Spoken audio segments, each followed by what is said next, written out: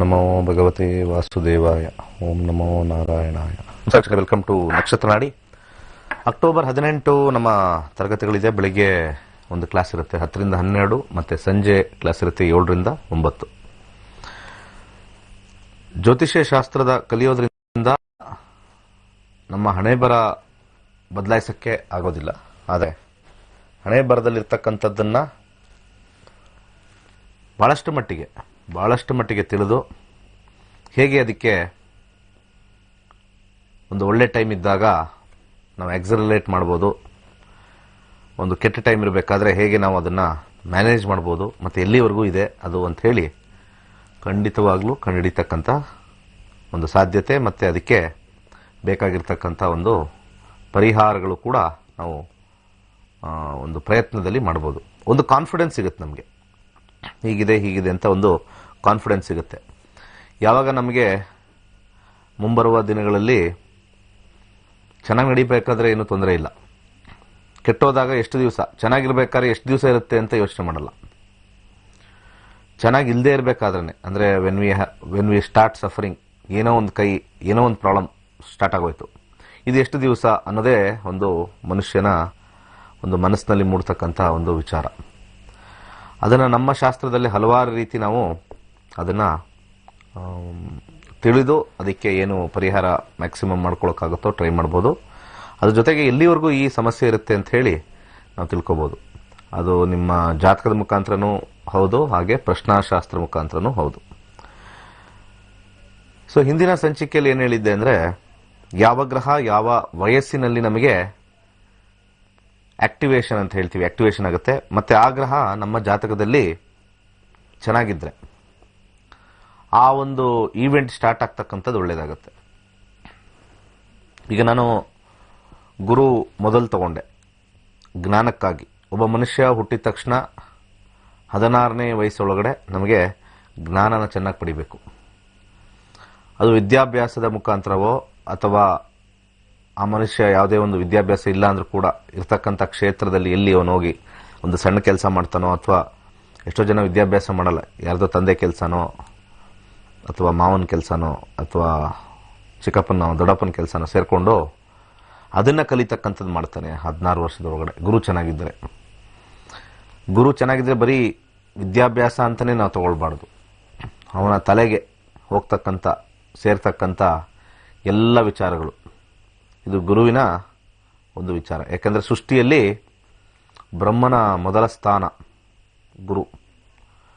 So ಅಲ್ಲಿ ಸೃಷ್ಟಿಯ ರಹಸ್ಯದಲ್ಲಿ ಬರ್ತಕ್ಕಂಥದ್ದು ಜ್ಞಾನವನ್ನು ಪಡೆದಾಗ ಖಂಡಿತ ಮುಂದೆ ಏನು ಮಾಡಬೇಕು ಅಂತ ಬರ್ತಕ್ಕಂಥದ್ದು. ಆಮೇಲೆ ನಿನ್ನೆ ಸೂರ್ಯನ ಹೇಳಿದೆ, ಸೂರ್ಯ ಎಷ್ಟು ಇಂಪಾರ್ಟೆಂಟು. ಸೂರ್ಯ ಅಂದರೆ ನಾನು ರೆಡಿ ಇದ್ದೀನಿ, ಬೆಳಗ್ಗೆ ಹಗಲು ದುಡಿಯೋಕ್ಕೆ ರೆಡಿ ಇದ್ದೀನಿ, ನಾನು ಪರ್ಫೆಕ್ಟಾಗಿ ಒಂದು ಕೆಲಸವನ್ನು ಮಾಡೋಕ್ಕೆ ರೆಡಿ ಇದ್ದೀನಿ, ನಾನು ಯಾವುದೇ ಒಂದು ಸಮಯ ವ್ಯರ್ಥ ಮಾಡದಲೆ ಹೇಗೆ ಸೂರ್ಯೋದಯ ಸೂರ್ಯಾಸ್ತ ಪ್ರತಿದಿನ ಆಗುತ್ತೋ, ಚಳಿ ಇರಲಿ, ಮಳೆ ಇರಲಿ, ಗಾಳಿ ಇರಲಿ, ಬೆಳಕಿರಲಿ, ಏನಾದರೂ ಇರಲಿ, ನಾನು ಬರ್ತೀನಿ ಹೋಗ್ತೀನಿ. ಅದೇ ರೀತಿ ನಮ್ಮ ಜೀವನದಲ್ಲೂ ನಾವು ಆ ಥರ ಇರ್ತೀವಿ ಅಂತ ಹೇಳಿ ನಾವೊಂದು ವೃತ್ತಿ, ಅದಕ್ಕೆ ಒಂದು ಸಂಭಾವನೆ. ಇದಾದ ಮೇಲೆ ನಮ್ಮ ಚಂದ್ರ ನಮ್ಮ ಬುದ್ಧಿಯನ್ನು ಬೆಳೆಸ್ಕೊಳ್ಳೋಕ್ಕೆ ನಾವು ಟ್ರೈನಿಂಗಲ್ಲೇ ಇರಬಾರ್ದು. ಟ್ರೈನಿಂಗ್ ಎಷ್ಟು ದಿವಸ ಟ್ರೈನಿಂಗ್ ಕೊಡೋದಪ್ಪ ನಿಮಗೆ, ಎಷ್ಟು ದಿವಸ ನಿನಗೆ ಅರ್ಥ ಆಗ್ತಾ ಇಲ್ಲ ಇದು ನಾವು ಹೇಳ್ಕೊಡ್ತಾ ಇರೋದು, ಸ್ವಲ್ಪ ಬುದ್ಧಿ ಉಪಯೋಗಿಸಯ. ಚಂದ್ರ ಮನಸ್ಸನ್ನು ಅದಕ್ಕೆ ಕೇಂದ್ರೀಕೃತ ಮಾಡ್ತಕ್ಕಂಥದ್ದು. ಅದಾದ ನಂತರ ನಮಗೆ ಆಸೆಗಳು, ಓಕೆ ನನಗಿವಾಗ ಕೆಲಸ ಬರುತ್ತೆ, ನನಗೆ ಕೆಲಸದ ಮೇಲೆ ಒಂದು ಆಸಕ್ತಿ ಉಂಟಾಯಿತು.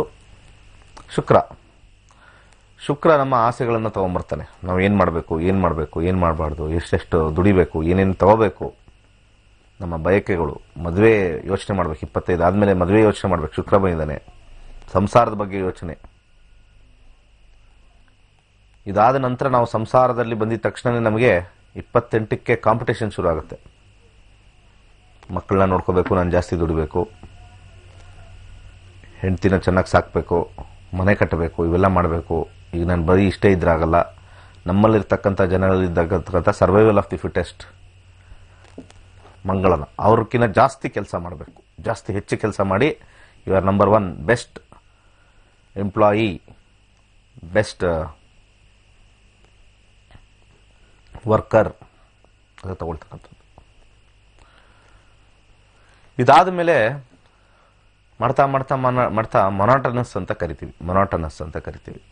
ಅಂದರೆ ಮಾಡಿದ್ದೇ ಮಾಡ್ತಾ ಇರ್ತಾನೆ, ಅಲ್ಲೇ ಅದೇ ಚೆಲ್ ಕೂತಿದ್ದಾನೆ, ಬೆಸ್ಟ್ ವರ್ಕರ್ ಅಂತ ಹೇಳ್ತಾನೆ, ಅದೇ ಕೆಲಸ ಮಾಡ್ತಾ ಇದ್ದಾನೆ, ಸಖತ್ತಾಗಿ ಮಾಡ್ತಾನೆ. ಆ ಕೆಲಸದಲ್ಲಿ ಏನಾದರೂ ಒಂದು ಆಲೋಚನೆ ಇದ್ದು ಹೊಸ ಹೊಸ ವಿಚಾರವನ್ನು ಆಚೆ ತೆಗಿಬೇಕು. 32ನೇ ವಯಸ್ಸು ಯಾರ್ಯಾರಿಗಾಗುತ್ತೋ ಅವ್ರಿಗೆ ಬುಧ ಸ್ಟ್ರಾಂಗ್ ಆಗಬೇಕು. 32ನೇ ವಯಸ್ಸಲ್ಲಿ ಬುಧ ಸ್ಟ್ರಾಂಗ್ ಆದಾಗ ಬುದ್ಧಿವಂತಿಕೆ ಹೆಚ್ಚು ಮಾಡ್ಕೊಳ್ತಕ್ಕಂಥದ್ದು, ಹೊಸ ಹೊಸ ವಿಚಾರಗಳನ್ನ ಅಪ್ಡೇಷನ್ ಅಂತ ಕರಿತೀವಿ, ಮಾಡ್ಕೊಳ್ತಕ್ಕಂಥದ್ದು 32ನೇ ವಯಸ್ಸಲ್ಲಿ ಬರುತ್ತೆ. ಇದನ್ನು ನಾವು ಅಕ್ವೈರ್ ಮಾಡ್ಕೋಬೇಕು. ಬುಧ ಚೆನ್ನಾಗಿದ್ದಾಗ ನಾವು ಅದರಲ್ಲೂ ಕೂಡ ಸಕ್ಸಸ್ ಆಗ್ತೀವಿ. 32ನೇ ವಯಸ್ಸಲ್ಲಿ ಅವರು ಚೆನ್ನಾಗಿ ಕೆಲಸ ಮಾಡ್ತಾರೆ, ಹೊಸ ಹೊಸದೇನೋ ಕೊಟ್ಟರೆ ಟಕ್ ಅಂತ ಆಲೋಚನೆ ಮಾಡಿ ಒಂದು ಹೊಸ ಒಂದು ಇದನ್ನು ತರ್ತಾರೆ. ಕಂಪ್ನಿಗಳಲ್ಲಿ ಎಕ್ಸಾಂಪಲ್ ತೋರಿಸ್ತಾ ಇದ್ದೀನಿಲ್ಲ. ಆ ವ್ಯಕ್ತಿ ಓದಿರೋದು ಕಮ್ಮಿ ಆದರೂ ಕೂಡ ಕೆಲಸ ಯಾವ್ದಾದ್ರು ಹೊಸ ಕೆಲಸ ಏನಾರು ಅವ್ರಿಗೆ ಕೊಟ್ಟರೆ, ಹೊಸ ಒಂದು ಪ್ರಾಜೆಕ್ಟ್ ಕೊಟ್ಟರೆ, ಏನಾರು ಮಾಡಿಕೊಟ್ರೆ ಅದನ್ನ ಹೆಂಗಾರು ಮಾಡಿ ಕ್ರ್ಯಾಕ್ ಮಾಡಿ ಒಳ್ಳೆ ಬುದ್ಧಿ ಯೂಸ್ ಮಾಡಿ ಮಾಡ್ತಾರೆ. ಬೆಸ್ಟ್ ಅವರು ಅಲ್ಲಿ ಅವ್ರಿಗೆ ಸ್ಥಾನ ಇನ್ನೂ ಗಟ್ಟಿಯಾಗತ್ತೆ.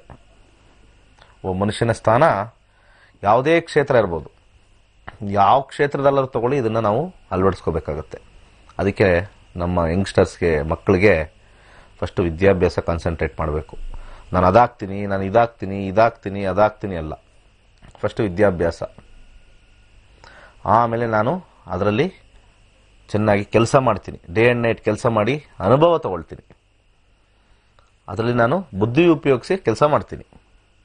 ಅದಾದ ನಂತರ ನನ್ನ ಆಸೆಗಳು ಅಲ್ಲಿ ಸ್ಟಾರ್ಟ್ ಆಗಬೇಕು. 25ರಲ್ಲಿ ತುಂಬ ಜನರ ಆಸೆ 15 ನಾನು ಪೈಲಟ್ ಆಗ್ತೀನಿ, 16ನೇ ವಯಸ್ಸಿಗೆ ನಾನು ಡಾಕ್ಟರ್ ಆಗ್ತೀನಿ. ಅಲ್ಲ, ಅದಕ್ಕೆ ಏನು ಪ್ರಯತ್ನ ಮಾಡಬೇಕು ಅದನ್ನು ಫಸ್ಟ್ ಮಾಡ್ಕೊಂಡು ಹೋಗ್ಬೇಕು. 25ರಲ್ಲಿ ಆಲೋಚನೆ ಮಾಡಬೇಕು, ಏನಾಗಬೇಕು, ಏನೇನು ತಗೋಬೇಕು, ಏನೇನು ಮಾಡಬೇಕು ಅಂತ 25ರಲ್ಲಿ ಆಲೋಚನೆ ಮಾಡಿದ್ರೆ ಅದಕ್ಕೆ ಬರ್ತಕ್ಕಂಥ ಶುಕ್ರ ಮತ್ತು ಮುಂದೆ ಬರ್ತಕ್ಕಂಥ ಮಂಗಳ ಹೆಲ್ಪ್ ಮಾಡುತ್ತೆ.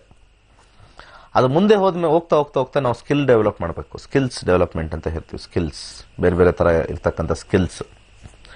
ಅವನು ಇವಾಗ ಭಾಳ ಎಕ್ಸ್ಪೀರಿಯನ್ಸ್ ಆಗಿದೆಯಪ್ಪ, ಅವನಿಗೆ ಏನೋ ಹೊಸದು ಏನು ಕೊಟ್ಟರು ಕೆಲಸ ಮಾಡ್ತಕ್ಕಂಥ ಒಂದು ಇದ್ದೆ. ಮತ್ತು ಹೆಂಗೆ ಮಾಡೋದು ಕೂಡ, ಏನು ಕೊಟ್ಟರು ಕೂಡ ಟೆಕ್ನಿಕಲಿ ಸೌಂಡ್, ಸ್ಕಿಲ್ಫುಲಿ ನಾಲೆಜಬಲ್ ಅಂತ ಹೇಳ್ತಾರೆ. ಇದು ಹಾಗೆ ಇದು ಸಾಕ್ತಾ 38ನೇ ವಯಸ್ಸಲ್ಲಿ ಒಂದು ರೀತಿ ಎಲ್ಲವೂ ಕೂಡ ಅವರ ಕ್ಷೇತ್ರದಲ್ಲಿ ಮ್ಯಾಕ್ಸಿಮಮ್ ಜ್ಞಾನವನ್ನು ಪಡೆದಿರ್ತಾರೆ. ಅಂತಹ ಸಮಯದಲ್ಲಿ ನಮಗೆ ಅಹಂಕಾರ, ದುರಹಂಕಾರ, ಆಲಸ್ಯ, ಹಾಗೆ ಒಂದು ರೀತಿ ಎಲ್ಲವೂ ಗೊತ್ತು ನನಗೆ ಅಂತ ಹೇಳ್ತಕ್ಕಂಥ ವಯಸ್ಸು 38ರಿಂದ. ಆವಾಗ ಶನಿ ಸಡನ್ ಆಗಿ ನಿಮ್ಗೆ ಏನೇ ಗೊತ್ತಿದ್ರು ಕೂಡ ಕೆಲಸದಿಂದ ತೆಗೆದಾಕ್ತಕ್ಕಂಥ ಸಾಧ್ಯತೆ. ಆ ಸಮಯದಲ್ಲಿ ಏನಾಗುತ್ತೆ,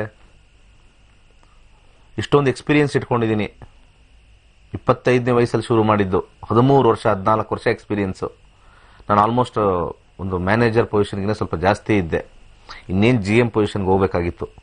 ಟಕ್ ಅಂತ ಯಾಕೋ ತೆಗೆದಾಕ್ಬಿಟ್ರು ಕಂಪನಿ. ಸ್ವಲ್ಪ ಶಾಂತಿ, ನೆಮ್ಮದಿ, ಗರ್ವವನ್ನು ಕಂಟ್ರೋಲ್ ಮಾಡ್ಕೊಳ್ತಕ್ಕಂಥ ವಯಸ್ಸು. ಎಲ್ಲ ಕಲ್ತಿದ್ದೀನಿ, ಎಲ್ಲ ಸ್ಕಿಲ್ಸ್ ಗೊತ್ತು, ಬುಧನಿಂದ ಬಂದಿರತಕ್ಕಂಥ ಎಲ್ಲ ಸ್ಕಿಲ್ಸ್ ಗೊತ್ತು, ಗುರುವಿಂದ ಜ್ಞಾನ ಬಂದಿದೆ, ಸೂರ್ಯನಿಂದ ಒಂದು ಎಂಟ್ರಿ ಸಿಕ್ಕಿದೆ, ಚಂದ್ರನಿಂದ ನಾನು ಬುದ್ಧಿ ಬೆಳೆಸ್ಕೊಂಡಿದ್ದೀನಿ, ಶುಕ್ರನಿಂದ ಬೇಕಾದಷ್ಟು ತಗೊಳ್ತಾ ಇದ್ದೀನಿ, ಇನ್ನೂ EMI ಲೋನ್ ಎಲ್ಲ ಕಟ್ತಾ ಇದ್ದೀನಿ, ಕಾಂಪಿಟೇಷನ್ ಗೆಲ್ಲೋದು ಹೇಗೆ ಅಂತ ಮಂಗಳನಿಂದ ತಿಳ್ಕೊಂಡಿದ್ದೀನಿ, ಹೊಸ ಹೊಸ ವಿಚಾರಗಳನ್ನ ನಾನು ಬುಧನಿಂದ ಅಳವಡಿಸ್ಕೊಂಡಿದ್ದೀನಿ. ಇದೆಲ್ಲ ಅಳವಡಿಸ್ಕೊಂಡ ಮೇಲೆ ನಾನು ಅಂತ ಬಂದಾಗ ಶನಿ ಬ್ರೇಕ್ ಕೊಡ್ತಾನೆ. ಅವಾಗ ನಾವು ಏನೇನು ಆಸೆಗಳು, ಏನೇನು ನಾವು ಶುಕ್ರನಿಂದ ಪಡಿತಾ ಇರ್ತಕ್ಕಂಥದ್ದು, ಅದೆಲ್ಲವೂ ಕೂಡ ಒಂಥರ ಇನ್ನು ನೆಕ್ಸ್ಟ್ ಲೆವೆಲ್ ನಾವೇನೋ ತಗೋಬೇಕು. ಮನೆ ಕಟ್ಟಿದ್ದೀವಿ, ಇದು ಮಾಡಿದ್ದೀವಿ, ನೆಕ್ಸ್ಟ್ ಇನ್ನೊಂದು ಏನೋ ಸ್ವಲ್ಪ ದೊಡ್ಡದಾಗಿ ನಾನು ಮಾಡಬೇಕು, ಇನ್ನೊಂದೇನೋ ಬಂಗ್ಲೆ ಕಟ್ಟಬೇಕು, ಇನ್ನೊಂದೇನೋ ದೊಡ್ಡ ಕಾರ್ ತಗೋಬೇಕು, ಇನ್ನೊಂದೇನೋ ಮಾಡಬೇಕು ನಾನು ಜೀವನದಲ್ಲಿ, ಲೈಫ್ ಸ್ಟೈಲ್ ಇನ್ನೂ ಚೇಂಜ್ ಮಾಡ್ಕೋಬೇಕು. ಶನಿ ಅವಾಗ ಅವರವರ ಪರಿಸ್ಥಿತಿ ಮತ್ತು ಮನಸ್ಥಿತಿ ಮೇಲೆ ಶನಿಯ ಗ್ರಹ ಎಲ್ಲಿ ಕೂತಿರ್ತಾನೋ, ಪೂರ್ವ ನಿಯೋಜಿತ ಇವೆಲ್ಲ ನಾನು ಆಲ್ರೆಡಿ ಹೇಳ್ತೀನಿ. ಪೂರ್ವ ನಿಯೋಜಿತ ಜ್ಯೋತಿಷ್ಯ ಅಂದರೆ ಭವಿಷ್ಯ ಹೇಳೋದು ಕರೆಕ್ಟ್, ಹೌದು, ಸತ್ಯ. ಯಾವ ರೀತಿ ಕಷ್ಟ ಯಾವಾಗ, ನಷ್ಟ ಯಾವಾಗ, ಸುಖ ಯಾವಾಗ, ದುಃಖ ಯಾವಾಗ, ಅದನ್ನು ಸಂಕ್ಷಿಪ್ತವಾಗಿ ಹೇಳ್ತಕ್ಕಂಥದ್ದು. ಸೊ ಶನಿಯಲ್ಲಿ ಬರ್ತಾನೆ. ಶನಿ ಸ್ವಲ್ಪ ಸಮಾಧಾನವನ್ನು ಹೇಳ್ತಾನೆ ಮೊದಲು. ಏನೇ ಮಾಡಿದರೂ ಕೂಡ ಇದೆಲ್ಲ ಒಂದು ರೀತಿ ಎಲ್ಲರೂ ಮಾಡ್ತಾರೆ, ಎಲ್ಲರೂ ಈ ರೀತಿ ಬರ್ತಾರೆ, ಇಲ್ಲಿ ನಿನಗೆ ತಾಳ್ಮೆ, ನಿನಗೆಲ್ಲ ಗೊತ್ತು ಅನ್ನೋ ಅಹಂಕಾರ, ಎಲ್ಲವೂ ತಿಳಿದಿದೆ ಅನ್ನೋ ಒಂದು ವಿಚಾರ, ಮತ್ತು ಭ್ರಷ್ಟತನ ಮಾಡದೇ ಇರತಕ್ಕಂಥದ್ದು. ಹಾಗೆ ಅದನ್ನು ಪಾಸ್ ಮಾಡಿದಾಗ ಅವನಿಗೊಂದು ರೀತಿ ಅನುಭವ ಆಗುತ್ತೆ. ಅಯ್ಯೋ, ಕೆಲಸ ಇರುತ್ತೆ, ಹೋಗುತ್ತೆ, ಇನ್ನು ಎಷ್ಟು ಬೇಕೋ ಅಷ್ಟು ಮಾಡಬೇಕು ಅಂತ ಹೇಳಿ ಒಂದು ಮಧ್ಯದಲ್ಲಿ ಒಬ್ಬ ರಾಹು ಬರ್ತಾನೆ. 42ನೇ ವಯಸ್ಸಲ್ಲಿ ರಾಹು ಬರ್ತಾನೆ. ರಾಹು ಒಂಥರ ಅನುಭವದ ಮೇರೆಗೆ ಅದು ಮಾಡೋದು, ಇದು ಮಾಡೋದು 42ರಲ್ಲಿ ವೆರಿ ಡೇಂಜರಸ್ ಟೈಮ್. 42ರಿಂದ 47-48 ಭಾಳ ಡೇಂಜರಸ್ ಟೈಮ್. ಇಂಥ ಪೀರಿಯಡಲ್ಲೇ ಪ್ರತಿಯೊಬ್ಬರು ಏನೂ ಮಾಡಿಲ್ಲದೆ ಹೋದರೆ ಸಫರ್ ಆಗೋದು, ಎಲ್ಲ ಮಾಡಿದರೂ ಕೂಡ ಕಳ್ಕೊಳ್ಳೋದು. ಇದು ಉಳಿಸ್ಕೊಳ್ಳೋ ಟೈಮ್.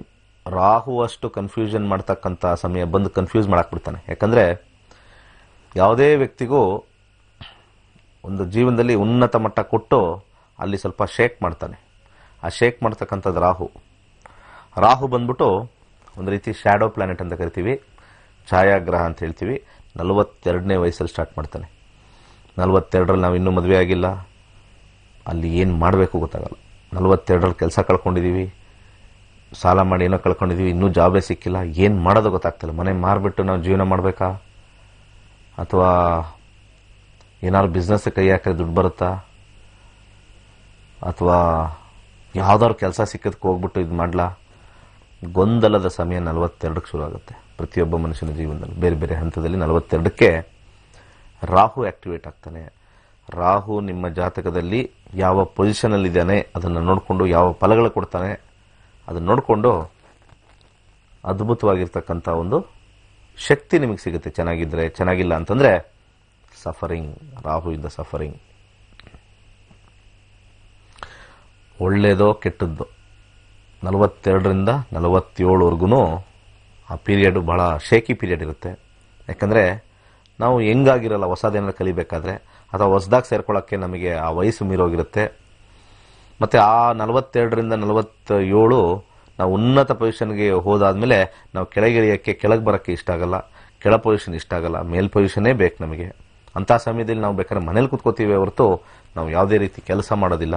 ಮುಂಚೆ ಏನೋ ಭಾಳ 21ನೇ ವಯಸ್ಸಲ್ಲಿ ಸೂರ್ಯ ಇದ್ದಾಗ ನಾವೇನೋ ಕಷ್ಟಪಟ್ಟಿದ್ವಿ, ಎಲ್ಲಿ ಬೇಕಾದ್ರೆ ಏನು ಬೇಕಾದ್ರೆ ರೆಡಿ ಇದ್ದಿದ್ವಿ, ನೆಲ ವರ್ಷಕ್ಕೂ ರೆಡಿ ಇದ್ವಿ, ಚೇರ್ ತೊಳೆಯೋಕ್ಕೂ ರೆಡಿ ಇದ್ವಿ, ಎಲ್ಲನೂ ರೆಡಿ ಇದ್ವಿ. ಆಫೀಸ್ ಹಬ್ಬ ಅಂದರೆ ನಾವೇ ಕೂತ್ಕೊಂಡು ಎಲ್ಲ ಕಟ್ ಮಾಡ್ತೀವಿ. ಒಂದು ಪೊಸಿಷನ್ಗೆ ಹೋದ್ಮೇಲೆ ನನಗೆ ಈಗ ಒಂದು ಏನಾರು ಹಬ್ಬ ಅಂತಂದರೆ ಮಾಡಿಸ್ತೀನಿ, ನಾನು ಯಾವುದೂ ಮಾಡೋದಿಲ್ಲ, ಆ ರೀತಿ ಬಂದ್ಬಿಟ್ಟಿರುತ್ತೆ. ಯಾಕಂದರೆ ಶನಿ ಅದನ್ನು ತೋರಿಸಿದ್ರು ಕೂಡ ಈ ರಾಹು ಏನು ಮಾಡ್ತಾನೆ, ಕನ್ಫ್ಯೂಷನ್ ಮಾಡಿ ಇವರು ಯಾವುದಕ್ಕೂ ಲಾಯಕ್ಕಿಲ್ಲ, ಡೌನ್ ಟು ಅರ್ತ್ ಇಲ್ಲ ಅಂತ ಶನಿ ಹೇಳಿರ್ತಕ್ಕಂಥದ್ದು ರಾಹು ಮತ್ತೆ ರಿಪೀಟ್ ಮಾಡ್ತಾನೆ. ಅಲ್ಲಿ ಒಂಥರ ಚೆಕ್ ಬಂದಿ ಥರ ಮಾಡಿಬಿಡ್ತಾನೆ, ಚೆಕ್ ಬಂದಿ. ಸೊ ಈ ರೀತಿ ಇರ್ತಕ್ಕಂಥ ರಾಹು ಕೊನೆಗೆ 48ನೇ ವಯಸ್ಸಲ್ಲಿ ಎಲ್ಲವನ್ನೂ ತ್ಯಜಿಸಬೇಕು ಅನ್ನೋ ಒಂದು ವಯಸ್ಸು. ಒಳ್ಳೇದಿದ್ರೂ ಅದಷ್ಟೇ, ಕೆಟ್ಟದಿದ್ರೂ ಅಷ್ಟೇ ಅಂತ ಹೇಳಿ ಕೇತು ಬಂದು 48ನೇ ವಯಸ್ಸಲ್ಲಿ ಹೇಳ್ತಾನೆ. 48 ಆಗುವಷ್ಟಕ್ಕೆ ಕೆಟ್ಟದ್ದು ಒಳ್ಳೇದು ಎಲ್ಲ ಅನುಭವ ಆಗಿ ಒಂದು ರೀತಿ ಒಳ್ಳೇದಿದ್ರು ಕೂಡ ಎಷ್ಟು ಒಳ್ಳೇದಾದ್ರೆ ಅಷ್ಟೇ, ಕೆಟ್ಟದಾದವ್ರಿಗೂ ಏನಿದೆ ಇನ್ನು ಜೀವನದಲ್ಲಿ 48 ಬರೋ ಟೈಮಿಗೆ ಇದು ಏನಿದೆ ಜೀವನದಲ್ಲಿ ಅಂತ 48ಕ್ಕೆ ಶುರು ಆಗುತ್ತೆ. 48ಕ್ಕೆ ಶುರು ಆಗುತ್ತೆ.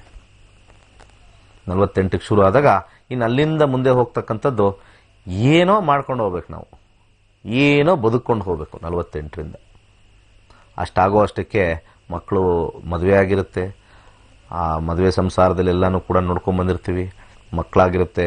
ಮಕ್ಕಳು ಒಂದು ಹಂತಕ್ಕೆ, ಒಂದು ಟರ್ನಿಂಗ್ ಪಾಯಿಂಟ್ಗೆ ಹಂತಕ್ಕೆ ಬಂದಿರ್ತಾರೆ. ಇನ್ನು ನಮ್ದು ಏನಿದೆ, ಇನ್ನು ಅವ್ರದನ್ನು ನೋಡ್ಕೊಂಡು ಹೋಗಬೇಕು ಅಂತ ಹೇಳಿ 48 ಕೇತು ಶುರು ಆಗ್ತಾನೆ. ಅಲ್ಲಿಂದ ಹೋಗ್ತಾನೆ ಮುಂದೆ. ಅಲ್ಲಿಂದ ಯಾವ ಗ್ರಹಗಳೂ ಇರೋದಿಲ್ಲ. ಅಲ್ಲಿಂದ ಹಿಂದೆ ಇರ್ತಕ್ಕಂಥ ಗ್ರಹಗಳ ಶಕ್ತಿ ಮೇಲೆ 48ರಿಂದ ಶುರು ಆಗುತ್ತೆ. This is the life. 48 actually ಅಷ್ಟೇ, ವ್ಯವಹಾರಕ್ಕೆ ಅದಕ್ಕೆ ಇದಕ್ಕೆ 48. So youngsters we have to plan in this order. Take knowledge by 16, get in to job between 21 to 23. If not at least ಮೂನ್ ಜೊತೆ ಆದರೂ ನೀವು ಮೈಂಡ್ ಇಟ್ಕೊಂಡು ಮಾಡಿ. ಅದರ ಜೊತೆಗೆ ಆಸೆ ಆಕಾಂಕ್ಷೆಗಳು ಏನು ಮಾಡಬೇಕು ಅಂತ 25 ಇದ್ಕೊಂಡು ಎಲ್ಲಿ ಸೇರ್ಕೊಂಡಿದ್ದೀವೋ ಅಲ್ಲಿಂದ ಪ್ಲ್ಯಾನ್ ಮಾಡಿ.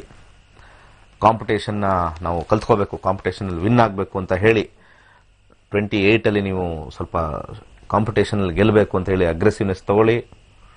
ಹೊಸ ಹೊಸ ಸ್ಕಿಲ್ನ ಡೆವಲಪ್ಮೆಂಟ್ ಮಾಡ್ಕೋಬೇಕು ಅಂತ ಹೇಳಿ 32 ಬೇಕಾದ್ರೆ ಒಂದು ಎಜುಕೇಷನ್ ಮಾಡ್ಕೊಳ್ಳಿ, ಒಂದು ಟ್ರೈನಿಂಗ್ ಮಾಡ್ಕೊಳ್ಳಿ, ಯಾವ್ದಾರು ಕೋರ್ಸ್ ಮಾಡ್ಕೊಳ್ಳಿ, 38 ಫಾರ್ ಅಪ್ಡೇಷನ್ ಮಾಡ್ಕೊಳ್ಳಿ. ಸೊ 38 ಏನು ಬರುತ್ತೋ ಅದು ಒಂದು ಸಣ್ಣ ಬ್ರೇಕ್, ಅದು ಶಾರ್ಟ್ ಟರ್ಮ್ ಬ್ರೇಕ್ ಥರ ಬರುತ್ತೆ. ಅದೊಂದು ರೀತಿ ನೀವು ಸಮಾಧಾನ ಇರಬೇಕು. ಎಷ್ಟೇ ಕಲ್ತಿದ್ರು, ಎಷ್ಟೇ ಸ್ಕಿಲ್ ಮಾಡಿದ್ರು ದುರಾಂಕಾರ ಪಡಬಾರ್ದು ಅಂತ ಬರೋತಕ್ಕಂಥದ್ದು. ಆ ಟೈಮಲ್ಲಿ ಡಿಮೋಷನ್ ಆಗಬಹುದು. ಮತ್ತು ಆ ಟೈಮಲ್ಲಿ ನಿಮಗೆ ಯಾವುದೋ ಬೇರೆ ಕೆಲಸ ಕೊಡ್ಬೋದು. ನೀವು ಒಂದು ಒಳ್ಳೆ ಪೊಸಿಷನ್ ಇರ್ತೀರಾ, ಟಕ್ಕಂತ 38ಗೆ ನಿಮ್ಗೆ ತೆಗೆದು ನೀನು ಇದು ಮಾಡು, ನಿನಗೆ ಇದು ಲಾಯಕ್ಕಿಲ್ಲ ಅಂತ ಅದು ಮಾಡು ಅಂತ ಕೊಟ್ಟಾಗಲೂ ಕೂಡ ನೀವು ಕಂಟ್ರೋಲಲ್ಲಿ ಇರಬೇಕು. ಅಧಿಕಾರ ಶಾಶ್ವತ ಅಲ್ಲ, ನಾನು ಇಟ್ಕೊಂಡಿರ್ತಕ್ಕಂಥ ಪೊಸಿಷನು, ನಾನು ಮಾಡ್ತಕ್ಕಂಥ ಕೆಲಸ ಶಾಶ್ವತ ಅಲ್ಲ ಅಂತ ಸೂರ್ಯ ಹೇಳ್ತಾನೆ. ಅದಾದ ಮೇಲೆ ಅಲ್ಲಿ ನಾವು ಅಡಾಪ್ಟ್ ಮಾಡ್ಕೊಂಡಿದ ತಕ್ಷಣ ರಾಹು ಬರ್ತಾನೆ. ರಾಹು ಒಂದು ರೀತಿ ಭಾಳ ಕೇರ್ಫುಲ್ಲಾಗಿ ಇರಬೇಕು. ಯಾಕಂದರೆ ಇಷ್ಟು ದಿವಸ ಮಾಡಿರ್ತಕ್ಕಂಥದ್ದು ಏನೋ ಒಂದು ಇದೇ ಕೆಲಸ ಅಲ್ಲಿದೆ ಇಲ್ಲಿದೆ ಅಂತ ಹೇಳ್ತೀವಿ. ರಾಹು ಏನು ಮಾಡ್ತಾನೆ, ಇದ್ದಿದ್ದು ಇನ್ನೂ ವರ್ಸ್ಟ್ ಮಾಡಿಬಿಡ್ತಾನೆ ಬಂದು. ಆ ಟೈಮಲ್ಲಿ ನಾವು ಎಲ್ಲ ಮುಗಿಸ್ಕೊಂಡಿರ್ಬೇಕು. ಹೆಚ್ಚಿನ ಸಾಲ ಇರಬಾರ್ದು, ಹೆಚ್ಚಿನ ಆ ಟೈಮಲ್ಲಿ ಹೋಗ್ಬಿಟ್ಟು ರಿಸ್ಕ್ ತೊಗೋಬಾರ್ದು. ರಿಸ್ಕ್ ತೊಗೊಂಡಾಗ ರಸ್ಕ್ಗೂ ಗತಿ ಇರಲ್ಲ, ಆ ರೀತಿ ಆಗ್ತಕ್ಕಂಥದ್ದು. ಅದಾದ ನಂತರ ಎಲ್ಲ ಕಳ್ಕೊಳ್ತೀವೋ ಅಥವಾ ಎಲ್ಲ ಉಳಿಸ್ಕೋತೀವೋ. ಕಳ್ಕೊಂಡಾಗಲೂ ಕೇತು 48 ಬಂದು ಏನು ಹೇಳ್ತಾನೆ, ಯಾವುದು ಶಾಶ್ವತ ಇಲ್ಲ. ಗಳಿಸ್ದಾಗಲೂ ಏನು ಗಳಿಸಿದ್ರಿ ಏನು, ಇಷ್ಟೇ ತಾನೇ ಅಂತಕ್ಕಂಥದ್ದು. ಎರಡು ರೀತಿಯೂ ಕೂಡ ಕೇತು ಡ್ಯುಯಲ್ ವರ್ಕ್ ಮಾಡ್ತಕ್ಕಂಥದ್ದು. 48ನೇ ವಯಸ್ಸು. ಸೊ ಏನು ಮುಗಿಸಿದ್ರು ಕೂಡ 48. ಅದಾದಮೇಲೆ ಇಟ್ಸ್ ಜಸ್ಟ್ ತಳ್ಳೋದು. 48 ಆದಮೇಲೆ ನಾನು ಅದು ಮಾಡ್ತೀನಿ ಇದು ಮಾಡ್ತೀನಿ ಅಂತ ಹೋದಾಗ ಆ ಜೋಶು ಆ ಸ್ಟ್ರೆಂತು ಕಷ್ಟ. ಹೊಸದಾಗಿ ಮಾಡ್ತಕ್ಕಂಥದ್ದು ಏನೋ ಇದೆ ಆಲ್ರೆಡಿ, ಅದನ್ನು ಆ್ಯಡ್ ಆನ್ ಮಾಡ್ಕೊಂಡು ಹೋಗೋದು ಬೇರೆ. ಏನೇ ಇದ್ರೂ ಕೂಡ ಅದನ್ನು ಆ್ಯಡ್ ಆನ್ ಮಾಡ್ಕೊಂಡು ಹೋಗೋದು ಬೇರೆ. ಬಟ್ 48 ನಾನೇನೋ ಹೊಸದಾಗಿ ಮಾಡ್ತೀನಿ, ಕೇತು ಮೇಲೆ ಡಿಪೆಂಡ್ ಆಗುತ್ತೆ. ಕೇತು ಸ್ಟ್ರಾಂಗ್. ಅದಕ್ಕೆ ಎಲ್ಲ ಗ್ರಹಗಳು ಸ್ಟ್ರಾಂಗ್. ಎಲ್ಲ ಗ್ರಹಗಳು 2, 6, 10, 11 ಬರಬೇಕು. ಯಾವಾಗ 2, 6, 10, 11 ಬರುತ್ತೋ ಹುಟ್ಟಿನಿಂದ ಸಾವಿನವರೆಗೂ ಅವನು ಗೋಲ್ಡನ್ ಸ್ಪೂನಲ್ಲಿ ಹುಟ್ಟಿರ್ತಾನೆ. ಯಾವ ಸಮಯದಲ್ಲಿ 2, 6, 10, 11 ನಮಗೆ ಆಪ್ರೇಟ್ ಆಗುತ್ತೆ ಅಲ್ಲಿವರೆಗೂ ನಾವು ಗ್ರೋ ಆಗ್ತಾ ಇರ್ತೀವಿ. ಯಾವ ಸಮಯದಲ್ಲಿ 2, 6, 10, 11 ಕ್ಲಿಯರ್ ಆಗಿಬಿಡುತ್ತೋ, ಹೊಟ್ಟೋಗುತ್ತೋ, ಮುಗೀತು. 5, 8, 12 ಆಪ್ರೇಟ್ ಆಗಿ ಸ್ಟಾರ್ಟ್ ಆದರೆ ಮುಗೀತು ಕೆಲಸ. 5, 8 ಜಾಬಲ್ಲಿದ್ದರೂ ಕೂಡ, ಮಲ್ಟಿನ್ಯಾಷನಲ್ ಕಂಪ್ನಿ ಇದ್ರೂ ಕೂಡ, ಅಬ್ರಾಡಲ್ಲಿದ್ದರೂ ಕೂಡ ಅಲ್ಲಿ ಏನೋ ತಳ್ಳುತ್ತೆ, ಆದರೆ ಸ್ಟ್ರೆಂತ್ ಇರೋಲ್ಲ. 2, 6, 10, 11 has got the strength. So 2, 6, 7, 9, 10, 11 combination ಜೀವನ ಪರ್ಯಂತ ಎಲ್ಲೋ ಒಂದು ಲಕ್ಷಕ್ಕೆ ಒಬ್ಬರು, ಒಂದು ಕೋಟಿಗೆ ಒಂದು 25 ಜನ ಅಷ್ಟೇ ಪರಿಪೂರ್ಣವಾಗಿ ಆ ಲೆವೆಲ್ ಕೊಡಬೇಕು ಅಂತಂದರೆ ಹೈಲಿ ಡಿಫಿಕಲ್ಟ್. ಆದರೆ ಏನು ಗ್ರಹಗಳು ಹೇಳುತ್ತೆ ಅಂದರೆ ಪ್ರತಿಯೊಂದು ಹಂತದಲ್ಲೂ ಕೂಡ ಉಳಿಸ್ಕೊಂಡು ಬೆಳೆಸ್ಕೊಂಡು ಬರೋರು ಸ್ವಲ್ಪ ಮಟ್ಟಿಗೆ ತಕ್ಕ ಮಟ್ಟಿಗೆ ಇರ್ತಾರೆ. ಏಕ್ ದಿನ ಕ ರಾಜ ಅಂತ ಹೇಳ್ತಕ್ಕಂಥವ್ರಿಗೆ ಸ್ವಲ್ಪ ಸಮಸ್ಯೆ ಆಗುತ್ತೆ. ಏಕ್ ದಿನ ಕ ರಾಜ ಇವತ್ತು ಬಂತಾ, ಸಂಬಳ ಬಂತಾ, ಅಲ್ಲೋಗು ಇಲ್ಲೋಗು, ಕೈಗೆ ಬಂದಿದೆ ಮಜಾ ಹೊಡಿ. ಆಮೇಲೆ ಮುಂದೆ ಕೊಟ್ಟಾಗ ಮುಂದೆ ಉಳಿಸ್ಕೊಂಡು ಬಂದಿದ್ರೆ ಇನ್ನೂ ಸ್ವಲ್ಪ ನೀಟಾಗಿ ಎಂಜಾಯ್ ಮಾಡ್ಕೊಂಡು ಹೋಗೋದು ಜೀವನನ. ಯಾವುದೋ ಒಂದು ದಿವಸ ಕ್ಷಣಿಕಕ್ಕೆ ಮಜಾ ಉಡಾಯಿಸಿ ಎಲ್ಲ ಖಾಲಿ ಮಾಡಿ ಬಂದಾಗ, ಅದನ್ನು ಹೇಳ್ತಾರಲ್ಲ, ಬಂದಾಗ ಚಿಂದಿ ಉಡಾಯಿಸೋದು ಅಂತ, ಅದು ಚಿಂದಿ ಉಡಾಯಿಸಿ ಆಮೇಲೆ ಆಲೋಚನೆ ಮಾಡೋದು. ಆ ಟೈಮಲ್ಲೆಲ್ಲ ನಾವು ಉಳಿಸ್ಕೊಳ್ಳಿಲ್ಲ, ಬರೀ ಹಾಳು ಮಾಡಿಬಿಟ್ವಿ. ಈಗ ಬೇಕು ಅಂದರೂ ಕೂಡ ಕೆಲಸ ಸರಿಯಾಗಿ ಸಿಗ್ತಾ ಇಲ್ಲ, ಆ ಶಕ್ತಿ ಇಲ್ಲ. ಸೊ ಅದಕ್ಕೆ ಭಾಳ ಆಲೋಚನೆ ಮಾಡಬೇಕು. ನಮ್ಮ ಜೀವನ ಹೇಗೆ ನಡೆಯುತ್ತೆ ಅಂತ ಮುಂದೆ ಇಡಬೇಕು. ಅದರದೊಂದು ಸೀಕ್ರೆಟು, ನಮ್ಮ ಒಂದು ಬದುಕಿನ ಸೀಕ್ರೆಟು ಜ್ಯೋತಿಷ್ಯದಲ್ಲಿ ಅಳವಡಿಸಿದ್ದಾರೆ. ಪ್ರಾಬ್ಲಮ್ ಬಂದಾಗ ದೋಷ ಇದೆ ಅಂತ ಹೇಳಿ ಅದು ವರ್ಕ್ ಆಗಲ್ಲ. 100% ಅಲ್ಲ, 1000% ವರ್ಕ್ ಆಗಲ್ಲ. ಪ್ರಾಬ್ಲಮ್ ಬಂದಾದ ಮೇಲೆ ನಿಮಗೊಂದು ಶಾಂತಿ, ನಿಮ್ಗೆ ಹಂಗೆ ಬಂದ್ಬಿಡಿ ಹಿಂಗೆ ಬಂದ್ಬಿಡಿ, ಸುಮ್ಮನೆ ಅದೆಲ್ಲ ಅಷ್ಟೇ ಟ್ರಯಲ್ ಆ್ಯಂಡ್ ಎರರ್ ಅಷ್ಟೇ ಮಾಡೋದು. ಮುಂದಿನ ಗ್ರಹ ಚೆನ್ನಾಗಿತ್ತು ಅಂದರೆ ಮತ್ತೆ ಆ್ಯಕ್ಟಿವೇಟ್ ಆಗುತ್ತೆ, ಅದು ಚೆನ್ನಾಗಿಲ್ಲ ಅಂದರೆ ಇನ್ನೂ ಬಿದ್ದೋಗುತ್ತೆ. ದೇರ್ ಇಸ್ ನಥಿಂಗ್ ಕಾಲ್ಡ್ ಇದು. ಮುಂಚೆನೇ ನೋಡಿಕೊಂಡು ಅದನ್ನು ಪ್ಲ್ಯಾನ್ ಮಾಡಿಕೊಂಡು ಅದಕ್ಕೆ ಬಂದಾಗಲೂ ಕೂಡ ಯಾವ ರೀತಿ ರೆಮಿಡೀಸ್ ಅಂದರೆ ಜಪತಪಗಳಷ್ಟೇ. ಮಂತ್ರ ಏನು ಮಾಡುತ್ತೆ, ನಮ್ಮನ್ನು ಸ್ಟ್ರಾಂಗ್ ಮಾಡುತ್ತೆ ಫಸ್ಟು, ಆಮೇಲೆಗೆ ಒಂದು ಟೆಲಿಪತಿ ಥರ ವೈಬ್ರೇಷನ್ ಕಾಸ್ಮಿಕ್ಗೆ ವರ್ಕ್ ಆಗುತ್ತೆ. ಯಾಕಂದರೆ ನಾವು ಬಂದಿರತಕ್ಕಂಥ ಕೋಡಿಂಗ್ ಮೇಲೆ ನಾವು ಬಂದಿದ್ವಿ. ಪ್ರತಿಯೊಬ್ಬ ಮನುಷ್ಯನೂ ಒಂದು ಕೋಡಿಂಗ್ ಮಾಡಿರ್ತೀವಿ. ಆ ಕೋಡಿಂಗು ಡಿಕೋಡ್ ಆಗ್ತಾ ಇರುತ್ತೆ ಆಯಾ ಟೈಮಲ್ಲಿ, ಆಯಾ ಒಂದು ಏಜಲ್ಲಿ. ಅದರ ಬೇಸಿಸ್ ಬಂದ್ಬಿಟ್ಟು ದಶಾಭುಕ್ತಿ. ಸೊ ದಶಾಭುಕ್ತಿ has got the secret of coding, decoding. So ಇದನ್ನು ಯಾರೂ ನೋಡಲ್ಲ, ಯಾವ ಜ್ಯೋತಿಷರು ನೋಡಲ್ಲ. ಜ್ಯೋತಿಷ್ಯ ಹೇಳ್ತಕ್ಕಂಥ ಯಾವುದೇ ವರ್ಗದಲ್ಲಿರ್ತಕ್ಕಂಥವ್ರು ದಶಾಭುಕ್ತಿ ನೋಡಿದಲೇ ಹೇಳಲ್ಲ. ನಿಮಗೆ 7ರಲ್ಲಿ 8ರಲ್ಲಿ 6ರಲ್ಲಿ 10ರಲ್ಲಿ 11ರಲ್ಲಿ ಅವನು ಇವನು ನೋಡ್ತಾನೆ, ಇವನು ಅವನು ನೋಡ್ತಾನೆ. ನಿಮಗೆ 3 ಗ್ರಹ ಒಟ್ಟಿಗೆ ಇದೆ, 5 ಗ್ರಹ ಒಟ್ಟಿಗೆ ಇದೆ, 4 ಗ್ರಹ ಒಟ್ಟಿಗೆ ಇದೆ, ಈ ಕಡೆ 2 ಗ್ರಹ ಇದೆ, ಆ ಕಡೆ 2 ಗ್ರಹ ಇದೆ. ಬರೀ ಕಿವಿಲಿ ಹೂವು ಇಡೋ ಪ್ರೋಗ್ರಾಮ್. ಒಂದು ಬ್ರೇಕ್ ಆದ್ಮೇಲೆ ಬರೋಣ.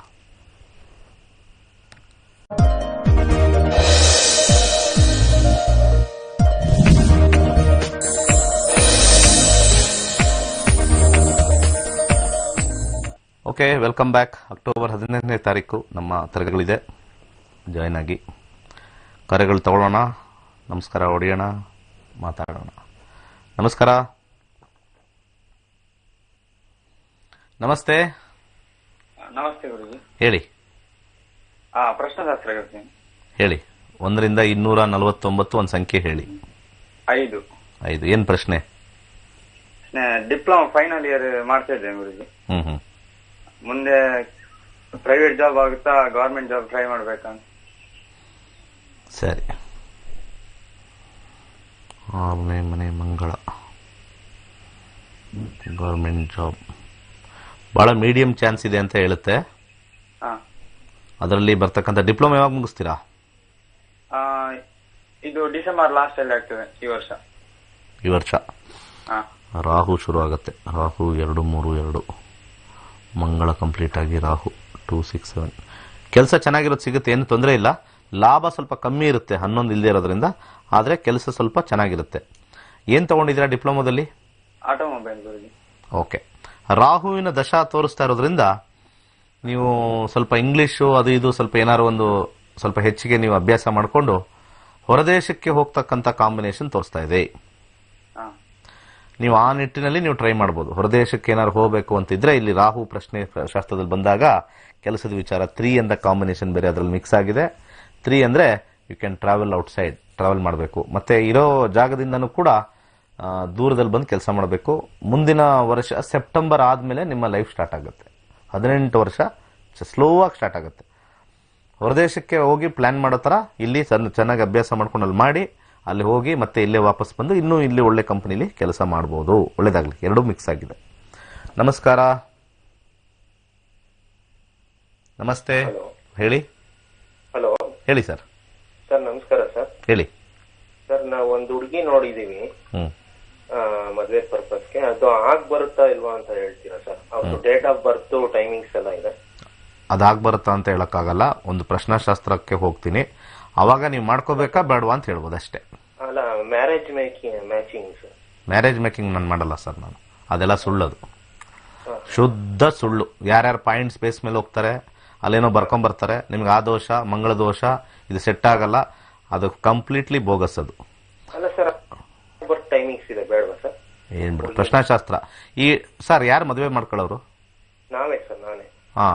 ಯಾಕೆ ಒಂಥರ ಫೂಲಿಶ್ನೆಸ್ ತರ ಮಾತಾಡ್ತಾ ಇದ್ದೀರಾ? ಆ ಹುಡುಗಿ ಮಾಡ್ಕೊಂಡ್ರೆ ನೀವು ಚೆನ್ನಾಗಿರ್ತಿರೋ ಇಲ್ವೋ? ಅಷ್ಟೊಂದು ಪ್ರಶ್ನೆಶಾಸ್ತ್ರ ಹಾಕಿದ್ರೆ ಸಾಕಲ್ವ ಸರ್? ಯಾಕೆ ತುಂಬಾ ಒಂಥರ ಒಂದು ನಿಮ್ಗೆ ಜ್ಯೋತಿಷ್ಯ ಗೊತ್ತಿರಬೇಕು, ಅದು ಯಾವ್ದು ಸ್ಟ್ರೆಂತ್ ಇದೆ ಯಾವ್ದಿದೆ ಅಂತ ಡಿಬೇಟ್ ಮಾಡ್ಬೋದು. ಅದು ಬಿಟ್ಬಿಟ್ಟು ಇಲ್ಲಿ ಮ್ಯಾಚ್ ಮೇಕಿಂಗು ಅಲ್ಲಿ ಪಾಯಿಂಟ್ಸ್ ಹೆಂಗ್ ಬರುತ್ತೆ, ಅದರಲ್ಲಿರೋ ದೋಷ ಯಾಕೆ ಹುಡ್ಕೋಕ್ ಹೋಗ್ತೀರಾ? ಇಟ್ಸ್ ಬೆಟರ್ ಅಲ್ವಾ ಸರ್? ನಾನೊಂದು ಹುಡುಗಿ ಇಷ್ಟಪಟ್ಟಿದ್ದೀನಿ, ಅವ್ರ ಜೊತೆ ಮಾಡ್ಕೊಂಡ್ರೆ ನಾನು ಚೆನ್ನಾಗಿ ಸಂಸಾರ ಮಾಡ್ಬೋದಾ ಇಲ್ವಾ? ಅಷ್ಟೇ, ಮುಗೀತ್. ಗ್ರಹಗಳು ಬಂದು ಪ್ರಶ್ನಾಶಾಸ್ತ್ರದಲ್ಲಿ planets have to say yes or no. Points 13 ಬರಲಿ, ಗ್ರಹಗಳು ಹೇಳುತ್ತೆ ಇಲ್ಲ ಮಾಡ್ಕೋ, ಇದ್ರಲ್ಲಿ ಸೂಪರ್ ಆಗಿರುತ್ತೆ ಅಂತ. Points based or human based. ಈಗ ನಾವು ಪ್ರಶ್ನಾಶಾಸ್ತ್ರ ಮಾಡ್ತಕ್ಕಂಥದ್ದೆಲ್ಲ ಪ್ಲಾನೆಟರಿ ಬೇಸ್ಡ್. ನಿಮ್ಮ ರಾಶಿಗೆ ಅವರ ರಾಶಿಗೆ ಇಷ್ಟು ಪಾಯಿಂಟ್ಸ್ ಬಂತು, 33 ಬಂತು. ಎಷ್ಟು ಪಾಯಿಂಟ್ಸ್ ಬಂದಿದೆ? ಆಲ್ರೆಡಿ ತೋರಿಸಿರ್ತಾರಲ್ಲ, ಎಷ್ಟು ಪಾಯಿಂಟ್ ಬಂದಿದೆ? ಪಾಯಿಂಟ್ಸ್ ಬಂದಿರುತ್ತಲ್ಲಪ್ಪ, ತೋರಿಸಿರ್ತಿರಲ್ಲ ಅಲ್ಲಿ ಹೋಗಿ ಪಂಚಾಂಗ ಎಲ್ಲ ನೋಡಿ ಈ ನಕ್ಷತ್ರಕ್ಕೆ ಆ ನಕ್ಷತ್ರಕ್ಕೆ ತೋರಿಸಿರ್ತಿರಲ್ಲ ಸರ್. ಏನೋ 27 ಏನೋ ಗಣಕೂಟ ಬಂದಿದೆ ಅಂತ ಹೇಳಿ. ಅದಕ್ಕೆ ಏನಂದ್ರು ಆಮೇಲೆ? ಮಾಡ್ಕೋಬಹುದು ಪರವಾಗಿಲ್ಲ ಅಂತ ಹೇಳಿ ಅಲ್ವಾ, ಮಾಡ್ಕೋಬಹುದು ಅಂತ ಅಲ್ಲಿ ಬಂದಿದೆ ಅಲ್ವಾ. ಇಲ್ಲಿ ಅದೇ ಕ್ವಶನ್ ಕೇಳಿದ್ರೆ ಅದೇ ಬರುತ್ತೆ, ಇಲ್ಲಿ ಮ್ಯಾಚ್ ಮೇಕಿಂಗ್ ಅಲ್ಲಿ ನಮಗೆ 27 ಬರುತ್ತೆ. ಬಟ್ ಅದ್ರ ಬಿಟ್ಟು ಬೇರೆ ಏನ್ ಹೇಳ್ಬೇಕು ನಾನು? ಈ ಹುಡುಗಿನ ಮಾಡ್ಕೊಂಡ್ರೆ ನನಗೆ ಅನುಕೂಲನಾ, ಮದುವೆ ಜೀವನ ಚೆನ್ನಾಗಿರುತ್ತ ಅಂತ ಕೇಳ್ಬೇಕು. ಅದರಲ್ಲಿ ಪ್ರಶ್ನಾಶಾಸ್ತ್ರದಲ್ಲಿ ನಾವು ಅವರು ಬಾಳ್ಕೊಂಡು ಆಯ್ತು. ಇದೆಲ್ಲ ತಿಳಿದಿದೆ, ಬಹಳ ಫಿಲಾಸಫಿ ಚೆನ್ನಾಗಿ ಹೇಳಿದ್ರಿ. ಇದನ್ನ ನೋಡೋಣ, 1 to 249 ಹಾಕಿ ನೋಡೋಣ. ಹೇಳಿ ಪ್ರಶ್ನಾಶಾಸ್ತ್ರ. 1 to 249 ನಂಬರ್ ಹೇಳಿ. 57 ಸರ್. 57.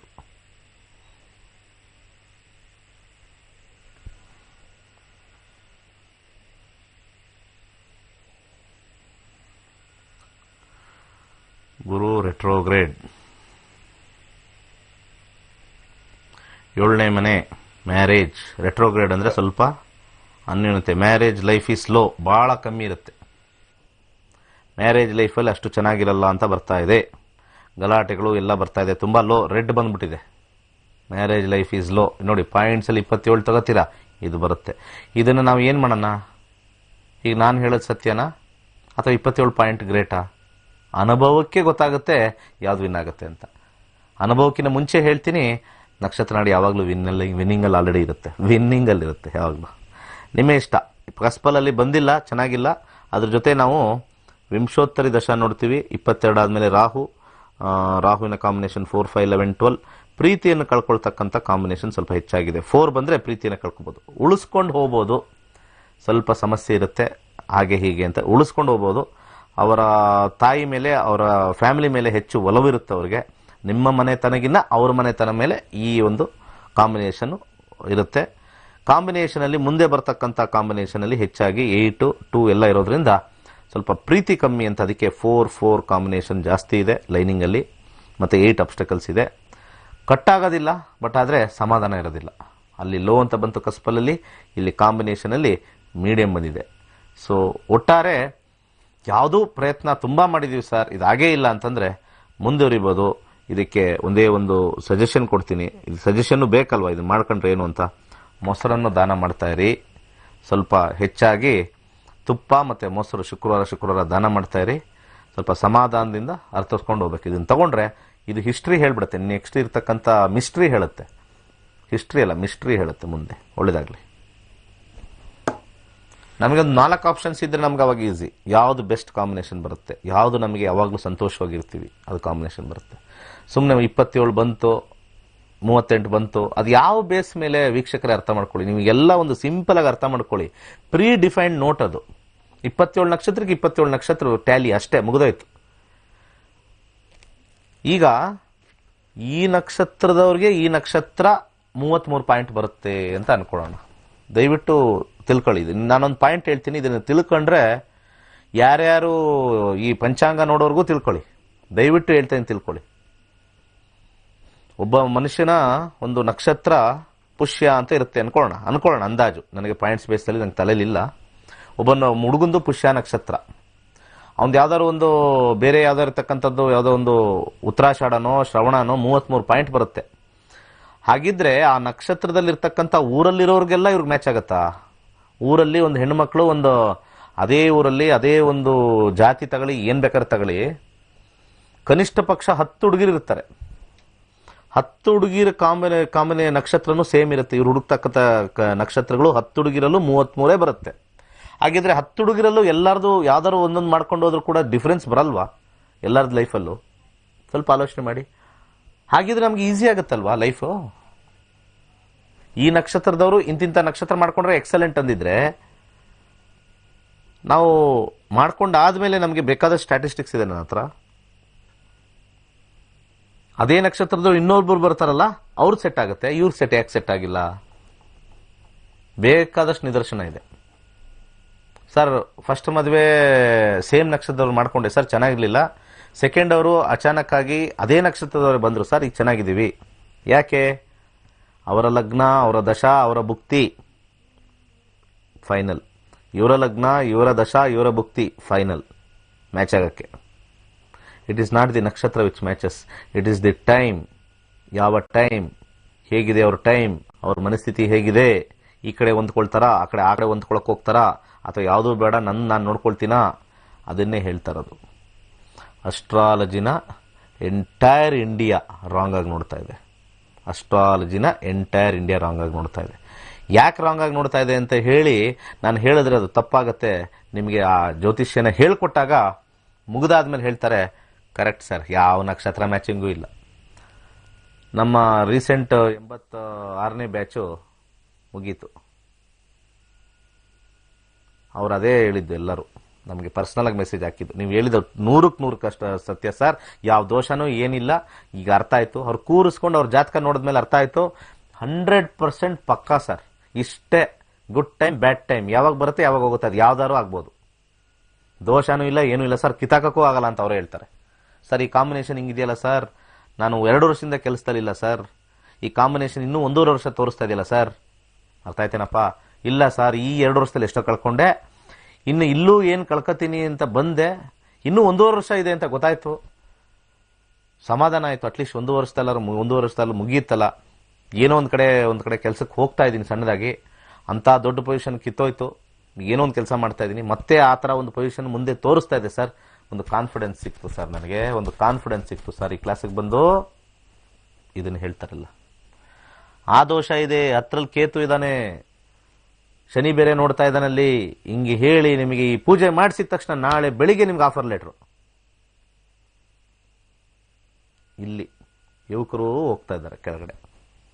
ಅದೇ ಕ್ಷೇತ್ರದಲ್ಲಿ ಮದುವೆನೂ ಕೂಡ, ಮದುವೆ ಏನೋ ಕಟ್ಟಾಯ್ತಾ, ನಿಮ್ಗೆ ಅದಿದೆ ಇದಿದೆ, ಸರಿಯಾಗಿ ಪೂಜೆ ಮಾಡಿಲ್ಲ, ಆ ದೋಷ ಮಾಡಿಲ್ಲ, ಈ ದೋಷ ಕ್ಲಿಯರ್ ಆಗಿಲ್ಲ, ಯಾರ್ರಿ ಮೆಜರ್, ಏನಾರು ಥರ್ಮಾಮೀಟರ್ ಇದೆಯೇನ್ರಿ ಎಲ್ಲರ ಹತ್ರನೂ? ಯಾರು ಕೇಳ್ತಾರಂತೆ ಫೋನ್ ಮಾಡಿ, ನಿಮಗೆ ದೋಷ ಹೋಗಿದೆಯೋ ಇಲ್ವೋ ಅಂತ ನಮ್ಗೆ ಗೊತ್ತಾಗ್ಬಿಡುತ್ತಂತೆ. ಬರೀ ಬೋಗಸ್ಸು, ಬಾಯಿ ತೆಗೆದ್ರೆ ಸುಳ್ಳು.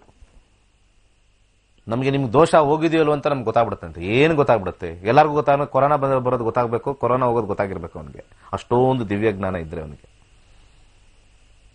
ಈಗ ಬರ್ತಕ್ಕಂಥ ಪ್ರತಿಯೊಬ್ಬ ಮನುಷ್ಯಂದು ಎಲ್ಲ ಹೇಳ್ಬಿಡ್ಬೇಕು, ಅವ್ರಿಗೆ ಗೊತ್ತಾಗ್ಬಿಡುತ್ತಂತೆ. ಅವ್ರಿಗೆ ಏನು ಟಿವಿ ಇಟ್ಕೊಂಡವ್ರೆ, ಭಗವಂತನ ಟಿವಿ ಇಟ್ಕೊಂಡಿದ್ದಾರೆ ಅವ್ರ ಮನೇಲಿ, ಅವ್ರವ್ರ ಪರಿಸ್ಥಿತಿಯನ್ನು ಕೇಳಿಸ್ಕೊಳ್ಳಿ, ಏನಿರಲ್ಲ, ಅವ್ರ ಮಕ್ಕಳೇ ಕ್ಯಾಕರಿಸಿ ಜಾಡಿಸಿ ಓದಿತಾ ಇರ್ತಾರೆ. ಯಾರ್ದು ನಾನೇ ಜ್ಯೋತಿಷ್ಯ ಆದ್ರೂ ಕೂಡ ನಮ್ಮ ಮಗನಾಗ್ಲಿ ಇವ್ರ ಮಗ್ಲಿ ಏನನ್ನೂ ಚೇಂಜ್ ಮಾಡೋಕ್ಕಾಗಲ್ಲ. ನನ್ನ ಮಗನ ಏನು ಜಾತಕ ಇದೆ ಅದೇ ಆಗೋದು, ನನ್ನ ಮಗಳ ಜಾತಕ ಏನಿದೆ ಅದೇ ಆಗೋದು, ನನ್ನ ಜಾತಕ ಏನಿದೆ ಅದೇ ಆಗೋದು. ಆ ಬರ್ತಕ್ಕಂಥ ಸಮಯದಲ್ಲಿ ಸ್ವಲ್ಪ ಆ ಕಡೆ ಈ ಕಡೆ ಟ್ರೈ ಮಾಡಿ ಅದನ್ನ ಮೇಂಟೈನ್ ಮಾಡ್ಕೋಬೇಕಷ್ಟೇ. Maintenance is remedy. ರೀಪ್ಲೇಸ್ಮೆಂಟ್ ಆಗಕ್ಕೆ ಸಾಧ್ಯನೇ ಇಲ್ಲ. ರೀಪ್ಲೇಸ್ಮೆಂಟ್ ಆದರೆ ಆಟೋಮೆಟಿಕ್ ಆ ಟೈಮ್ ಬಂದಾಗ ಆ ಟೈರ್ ಚೇಂಜ್ ಮಾಡೋದು ಆಟೋಮೆಟಿಕ್ ಆಗ್ತಾ ಇರುತ್ತೆ. ಹೊಸ ಟೈರ್ ಬರುತ್ತೆ, ಓಡ್ತಾ ಇರ್ತೀವಿ ಗಾಡಿ. ಯಾರೋ ಒಬ್ರದ್ದು ಎಕ್ಸಾಂಪಲ್ ಹೇಳಿದ್ನಲ್ಲ, 1.5 ವರ್ಷ ಆದ್ಮೇಲೆ ಚೆನ್ನಾಗಿದೆ, ಅವನಿಗೆ ಹೊಸ ಗಾಡಿ ಬರುತ್ತೆ, ಹೊಸ ಟೈರ್ ಬರುತ್ತೆ, ಮತ್ತೆ ರೀಸ್ಟಾರ್ಟ್ ಮಾಡ್ತಾನೆ, ಸೂಪರ್ ಸರ್ ಅಂತ. ಇದನ್ನ ತಿಳ್ಕೊಳ್ಳಿ.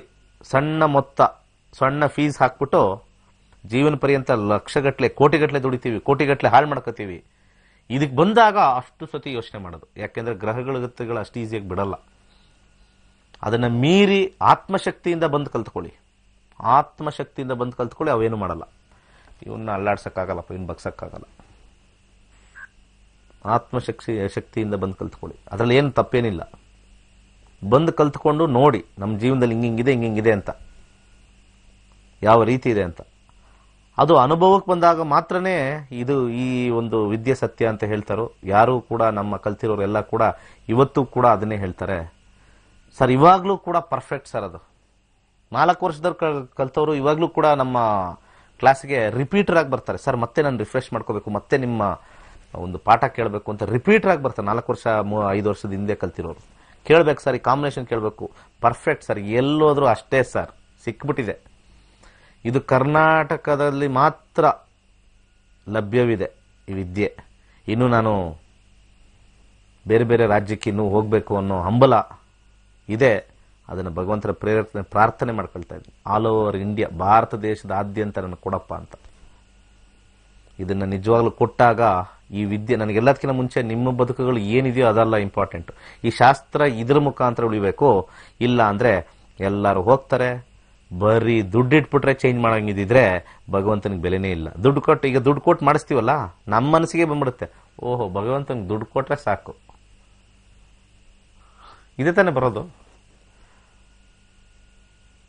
ಅಲ್ಲೋಗ್ಬಿಟ್ಟು ನಿಮಗೆ ಸರ್ಪದೋಷ ಇದೆ ಅಂತ ಓಡೋಗಿ ಅಲ್ಲೇನೋ ಅಲ್ಲಿ ಇಲ್ಲಿ ಏನೋ ಮಾಡೋದು, ಅಲ್ಲಿ ಕಲ್ಲು ಸ್ಥಾಪನೆ ಮಾಡೋದು, ನೇಚರ್ನ ಹಾಳು ಮಾಡ್ತಾ ಇದೀವಿ ಅಷ್ಟೇ. ಕಲ್ಲು ತೆಗೆದು ಆಗ್ತಾ ಇದ್ರೆ ನೇಚರ್ ತಾನೇ ಹಾಳಾಗೋದು. ನಾವಂತೂ ಶಾಶ್ವತ ಆಗಿರಲ್ಲ, ಆ ಕಲ್ಲು ಶಾಶ್ವತ ಆಗಿರುತ್ತೆ. ಅದು ಬಂಡೆಯಲ್ಲಿ ಇದ್ದಿದ್ರೆ ಅಟ್ಲೀಸ್ಟ್ ನೀರು ಬರುತ್ತೆ. ಅಲ್ಲೂ ದೋಷ ನಾವು ಮಾಡ್ಕೋತೀವಿ. ಅಲ್ಲೂ ದೋಷ ಸ್ಟಾರ್ಟ್ ಆಯ್ತು ಅನ್ಕೊಂಡಿದ್ರೆ ದೋಷ ಹೋಯ್ತು ಅಂತ. No, never. ಎಲ್ಲೂ ಕೂಡ ನಾಗರ ಪ್ರತಿಷ್ಠೆ ಅದು ಇದು ಮಾಡ್ತಕ್ಕಂಥದ್ದು ಬಂದಿಲ್ಲ. ಯಾಕಂದ್ರೆ ನಾನು ಹುಟ್ಟಿರೋದೇ ನಾಗರಿಂದ. ನಾನು ಹುಟ್ಟಿರೋದು 16 ವರ್ಷ ಆದ್ಮೇಲೆ. ನಾಗರ ಆಶೀರ್ವಾದದಿಂದನೇ ಹುಟ್ಟಿದ್ದು ಅಂತ ನಮ್ಮಮ್ಮ ಹೇಳ್ತಾ ಇರ್ತಾರೆ.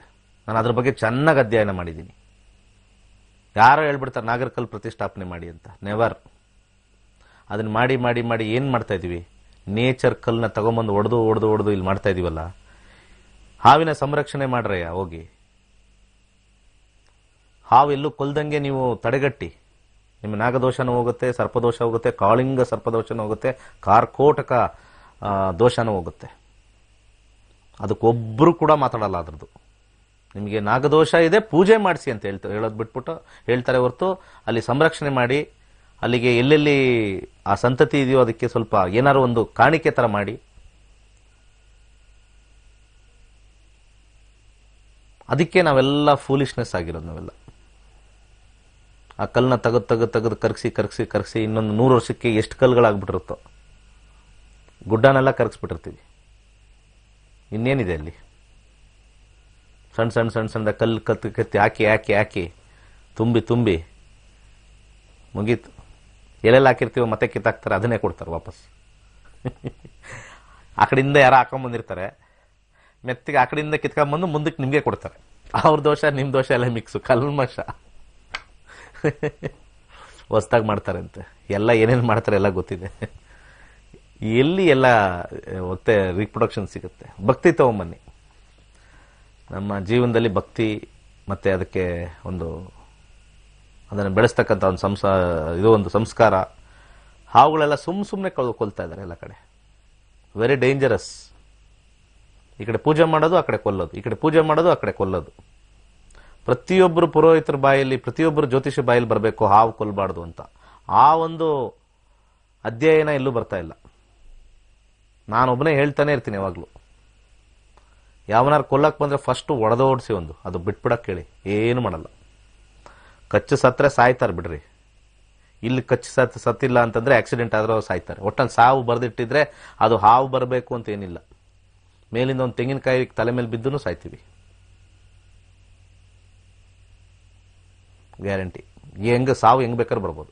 ಬಚ್ಚಲ ಮೇಲೆ ಬಿದ್ದು ಸಾಯ್ಬೋದು. ಮನೇಲೆ ಇದ್ದು ಜಾರ್ ಬಿದ್ದು ಪರ್ಮನೆಂಟ್ ಬೆಡ್ ರೆಸ್ಟ್ ಆಗ್ಬಿಡ್ತೀವಿ. ಹಾವೇ ಬಂದು ಕಚ್ಚಬೇಕು ಅಂತಿಲ್ಲ. ಹಾವು ಕಚ್ಚುತ್ತೆ, ನಾವು ಸತ್ತೋಗ್ತೀವಿ ಅನ್ನೋದು ಒಂದು ಸುಮ್ಮನೆ ಅಷ್ಟೇ. ಇಟ್ಸ್ ಎ ರೀಸನ್ ಅಷ್ಟೇ, ಇಟ್ಸ್ ಎ ಸಿಚುಯೇಷನ್ ಅಷ್ಟೇ. ಅದನ್ನು ಸಂರಕ್ಷಿಸಿದ್ರೆ ಇಕಾಲಜಿ ನಮ್ದು ಬ್ಯಾಲೆನ್ಸ್ ಆಗುತ್ತೆ ಚೆನ್ನಾಗಿ. ಇಕಾಲಜಿ ಒಂದು ಇಕಾಲಜಿಸ್ಟ್ ಹೋಗಿ ಕೇಳಿ, ಹಾವಿಲ್ಲ ಅಂದ್ರೆ ಏನಾಗುತ್ತೆ ಅಂತ. ಹಾವುಗಳು ನಮ್ಮ ಭೂಮಿ ಮೇಲೆ ಇಲ್ಲ ಅಂತಂದ್ರೆ ಏನಾಗುತ್ತೆ. ಇಕಾಲಜಿ ಮೇಂಟೈನ್ ಮಾಡೋರನ್ನ ಕ್ಲೀನಾಗಿ ಒಂದು ಗೂಗಲ್ ಮಾಡಿ ನೋಡಿ. ಒಂದು ಗೂಗಲ್ ಮಾಡಿ ಎಲ್ಲರೂ. What if snakes are not there on the earth ಅಂತ ಒಂದು ಗೂಗಲ್ ಮಾಡಿ.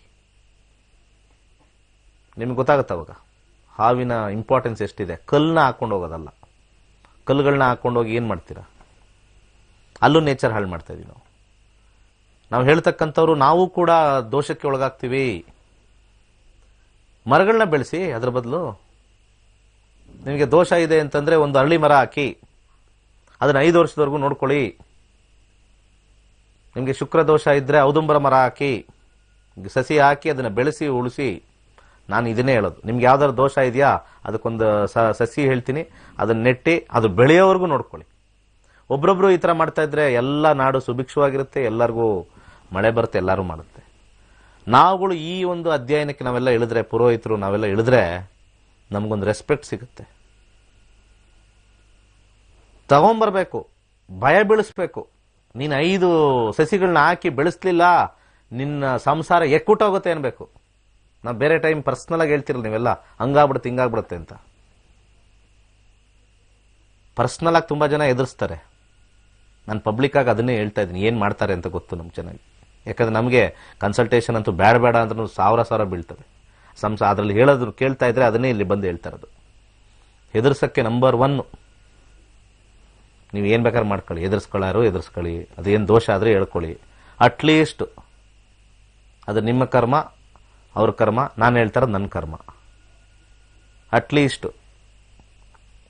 ಇಷ್ಟು ಜನ ಇದ್ದಾರೆ ಕರ್ನಾಟಕದಲ್ಲಿ, ಎಲ್ಲರೂ ಕೂಡ ಈ ಸಸಿನ ಬೆಳೆಸಲೇಬೇಕು, ನಿಮಗೆ ದೋಷ ಹೋಗಬೇಕು ಅಂದ್ರೆ ಈ ಸಸಿ ನೆಡಲೇಬೇಕು, ಅದನ್ನ ಮರವಾಗಿ ನೆಡಲೇಬೇಕು ಅಂತ ಹೇಳಿದ್ರೆ just think of it. What A clean ಇದು. ಸಂಘಗಳಿದಾವೆ, ಬರೀ ದಾನ ಕೊಡಿ, ಆ ಕೊಡಿ, ಇದು ಕೊಡಿ ಅಂತ ಹೇಳೋದ್ ಬದಲು ಇದನ್ನ ನೆಡಿ, ಡೆಫಿನೆಟ್ಲಿ ಹೆಲ್ಪ್ ಆಗುತ್ತೆ.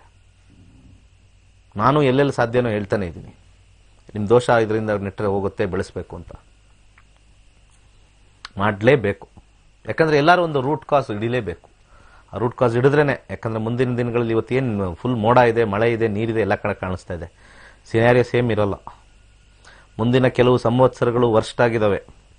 ಏನೇ ಇವತ್ತು ನಾವು ಚೆನ್ನಾಗಿ ಬೆಳೆಸಿ ಇಟ್ಟರೆ ಅದನ್ನು ಸ್ವಲ್ಪ ಕಾಪಾಡುತ್ತೆ. It can retain the ground water. ಗುಡ್ಡಗಳು ಸಂರಕ್ಷಣೆ ಮಾಡಬೇಕು.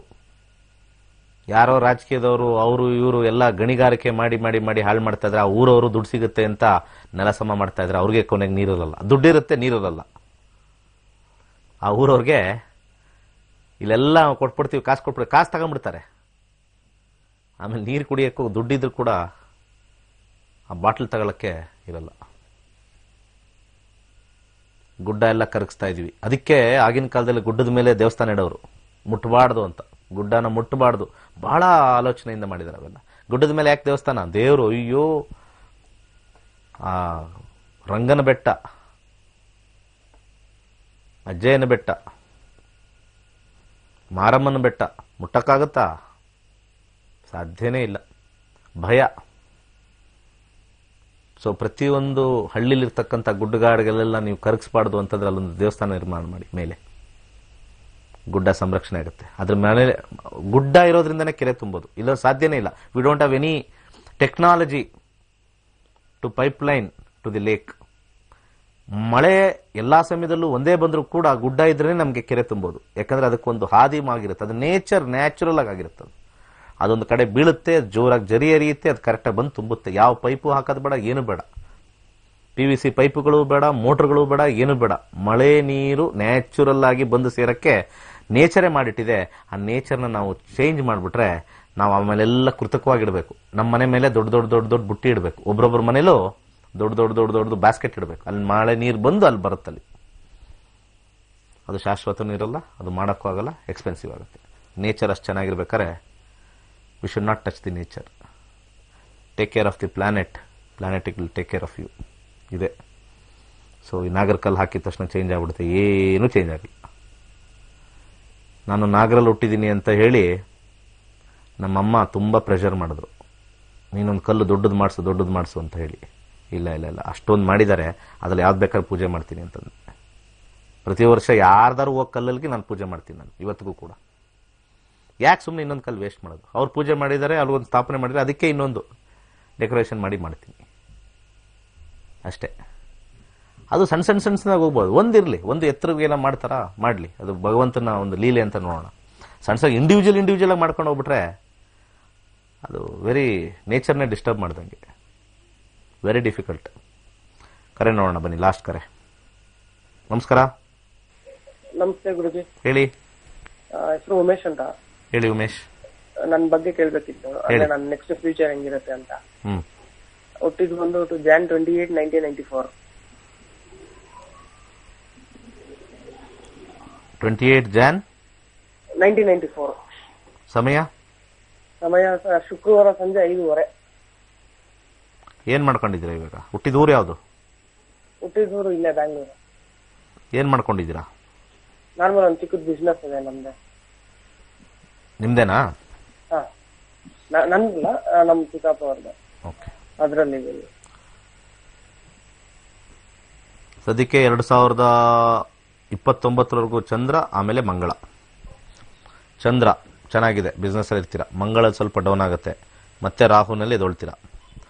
29ರಿಂದ 36ವರೆಗೂ ಸ್ವಲ್ಪ ಡೌನು, 36ರಿಂದ 54ವರೆಗೂ ತುಂಬಾ ಚೆನ್ನಾಗಿದೆ. ಮತ್ತೆ ಮೈದಲ್ಲಿ ಅಬ್ಸ್ಟಕಲ್ಸ್ ಬರುತ್ತೆ, ಅದನ್ನ ಕ್ಯಾರಿ ಫಾರ್ವರ್ಡ್ ಮಾಡ್ಬೋದು. 50% 7 ಕಾಂಬಿನೇಷನ್. ಬಿಸ್ನೆಸ್ಸಲ್ಲೇ ಉಳಿತೀರಾ, ನಿಮ್ಮದೇ ಆದಂಥ ಸ್ವಂತ ಇದು ಸ್ಟಾರ್ಟ್ ಮಾಡ್ತೀರಾ. ಮಂಗಳ ಅಷ್ಟು ಸ್ಟ್ರಾಂಗ್ ಆಗಿಲ್ಲ, ಸ್ವಲ್ಪ 11 ಇದ್ರೂ ಕೂಡ ಸ್ವಲ್ಪ ಕಾಂಬಿನೇಷನ್ ಸ್ವಲ್ಪ ವೀಕ್ ಆಗಿದೆ ಅಲ್ಲಿ ಮಂಗಳನಲ್ಲಿ. ಸೊ ಎಂಡಿಂಗಲ್ಲಿ ಸ್ವಲ್ಪ ದುಡ್ಡು ಆಗ್ತಕ್ಕಂಥ ಒಂದು ಸಮಸ್ಯೆ ತೋರಿಸುತ್ತೆ. ಬಟ್ ಆದರೆ ವಿನ್ ಆಗ್ತೀರಾ. ನಕ್ಷತ್ರ ನಾಡಿ ಕಲೀರಿ, ಯಾವ್ಯಾವ ಟೈಮಲ್ಲಿ ಡೌನು, ಯಾವ ಟೈಮಲ್ಲಿ ಅಪ್, ಎಲ್ಲ ಕಡೆ ನೋಡಿ ನೀವು 7 ಕಾಂಬಿನೇಷನ್ ಇದೆ. ಇದು ಬಿಸ್ನೆಸ್ ಅಂತ ಕ್ಲೀನಾಗಿ ತೋರಿಸ್ಬಿಡುತ್ತೆ. ಇದನ್ನೇ ನೋಡ್ಕೋಬೇಕು ನಾವು. ಇಲ್ಲೇ ಬರುತ್ತೆ, ಇಲ್ಲಿ ದೋಷ ಗೀಷ ಇಲ್ಲ, ಗುಡ್ ಬ್ಯಾಡ್ ಅಷ್ಟೇ ನೋಡ್ಕೊಂಡು ಹೋಗ್ಬಿಡಿ. ಸುಮ್ಮನೆ ಇದ್ಬಿಡ್ಬೇಕು, ನೇಚರ್ನ ಕಾಪಾಡಬೇಕು. ಸುಮ್ಮನೆ ಓಡೋಗಿ ಎಲ್ಲ ಮಾಡೋದಲ್ಲ, ಏನೂ ಚೇಂಜ್ ಆಗಲ್ಲ, ಅದೇ ಪರಿಸ್ಥಿತಿಲೇ ಇರ್ತೀವಿ. ಎಷ್ಟು ಮಾಡಿದ್ರು ಅದೇ ಪರಿಸ್ಥಿತಿ.